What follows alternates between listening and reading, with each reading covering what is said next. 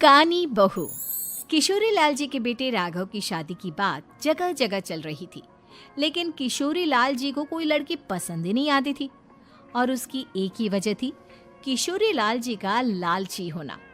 उनको लड़की वालों से मोटा दहेज चाहिए था और इसी चक्कर में एक दिन वो एक बहुत पैसे वाले के घर अपने बेटे का रिश्ता लेकर पहुंचे।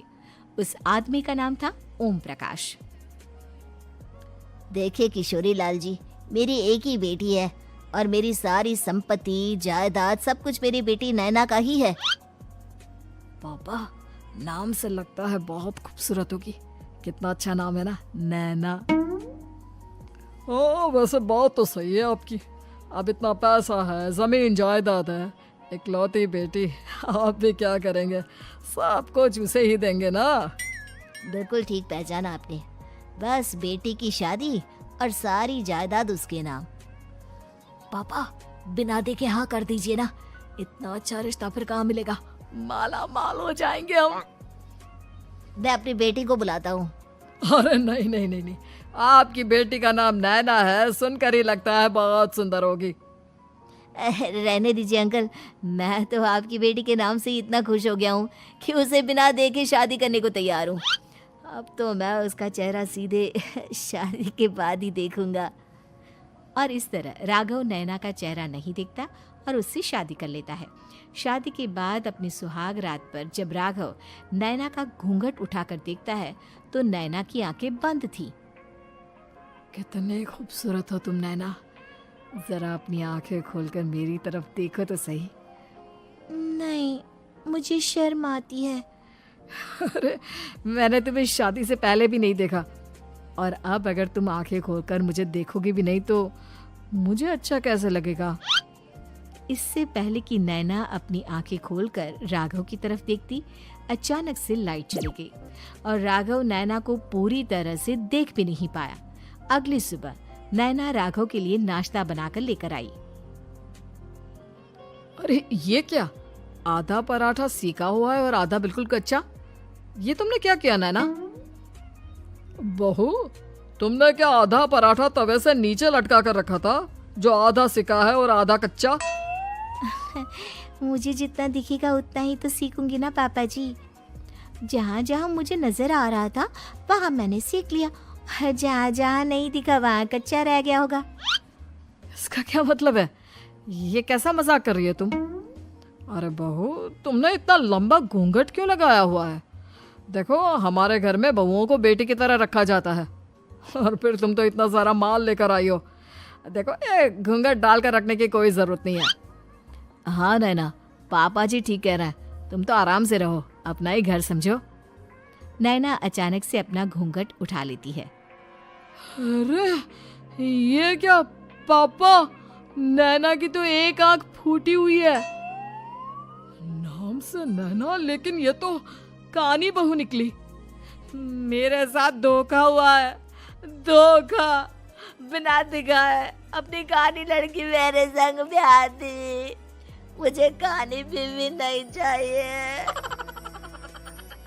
मुझे अभी ओम प्रकाश जी से बात करनी पड़ेगी। आखिर उन्होंने मेरे साथ ऐसा किया क्यों? अरे, आप लोगों ने ही तो पापा से कहा था कि आप लोग शादी से पहले मुझे देखना नहीं चाहते। अब मेरे पापा पर क्यों इल्जाम लगा रहे हैं? अरे लेकिन उन्हें बताना तो चाहिए था ना कि तुम कानी हो, एक आंख से तुम्हें दिखाई नहीं देता। किशोरी लाल और राघव नाराज होकर ओम प्रकाश को अपने घर बुलाते हैं। पापा जी, ये आपने क्या किया? शादी से पहले बताया क्यों नहीं कि नैना की आंखों में परेशानी है? अरे, आप ही ने तो लड़की देखने से मना कर दिया था। अरे लेकिन आप बता तो सकते थे। आपको तो हमारी बेटी की प्रॉपर्टी चाहिए थी, वो भी पूरी की पूरी। अब क्या हुआ अगर उसे आधा दिखाई देता है? प्रॉपर्टी तो आपको पूरी मिल गई ना। अरे ये क्या बात हुई? मेरी शादी प्रॉपर्टी से नहीं, आपकी बेटी से हुई है।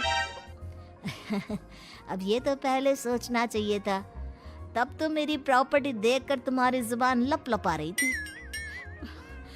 लेकिन मैं कानी लड़की को अपनी बीवी बनाकर नहीं रख सकता। पापा, कुछ करिए ना आप। हाँ, करता हूँ। देखिए ओम प्रकाश जी, आप हमारे साथ ऐसा नहीं कर सकते। और तुम देखो, अगर तुमने मेरी बेटी से शादी तोड़ी ना, तो जो भी प्रॉपर्टी मैंने तुम्हें दी है वो तो पूरी की पूरी वापस ले ही लूंगा, और आधी प्रॉपर्टी तुम्हारी भी लूंगा। अरे मेरी आधी प्रॉपर्टी भला क्यों लेंगे आप?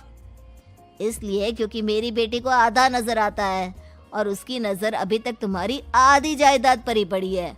अब तुम उसे घर से निकालोगे तो कुछ तो लेकर जाएगी ना। और अगर हम आपकी बेटी को अपने घर की बहू बनाकर रखे तो? तो तुम्हारी पूरी प्रॉपर्टी तुम्हारी ही रहेगी, और जो मैंने तुम्हें दिया है ना उसमें से बस मैं आधा लेकर जाऊंगा। अरे लेकिन अब आप अपनी दी हुई प्रॉपर्टी में से आधी वापस क्यों लेकर जाएंगे? अगर मैं आपकी बेटी को अपनी पत्नी बनाकर रखने को तैयार हूँ तो? इसलिए ताकि भविष्य में अगर तुम मेरी बेटी को धोखा दो तो उसके पास कुछ तो रहे जो पति का हो। वैसे मेरे पास तो बहुत कुछ है, लेकिन अपने पति की कोई निशानी तो उसके पास होनी चाहिए ना। अब अगर तुमने मेरी बेटी को कहानी कहा तो तुम्हें प्रॉपर्टी भी कहानी ही मिलेगी, पूरी नहीं। जमाए राजा। किशोरी लाल और राघव समझ चुके थे कि वो बुरी तरह फंस चुके हैं और अब उनके पास वहां से निकलने का कोई चारा नहीं है। अब समझ में आया ना, लालच बुरी बला होती है। एक तो तुम्हें प्रॉपर्टी मिली, ऊपर से बीवी मिली, उसमें तुम्हें नखरे भी दिखाने हैं। आए बड़े, चुपचाप बैठो दोनों। कुछ दिनों के बाद नैना राघव की कार लेकर बाजार घूमने निकलती है और जब कार लेकर वापस आती है, ये क्या? एक तरफ से मेरी गाड़ी पूरी खराब हो चुकी है। लगता है तुमने मेरी गाड़ी को किसी दूसरी गाड़ी के साथ एक्सीडेंट किया है। अरे अरे कितना बड़ा नुकसान कर दिया तुमने बहू। वो क्या है ना पापा जी, मुझे एक आंख से दिखाई नहीं दे रहा था, सामने से गाड़ी आ रही थी। मुझे तो सिर्फ आधा ही दिखाई दिया और वो गाड़ी मेरी कार से रगड़ते हुए निकल गई। अब मैं क्या करूं बताओ? आप इसे ठीक कराने के पैसे कौन देगा? तुम्हारे पापा। तुमने मुझसे इस तरह से बात की? अभी रुको।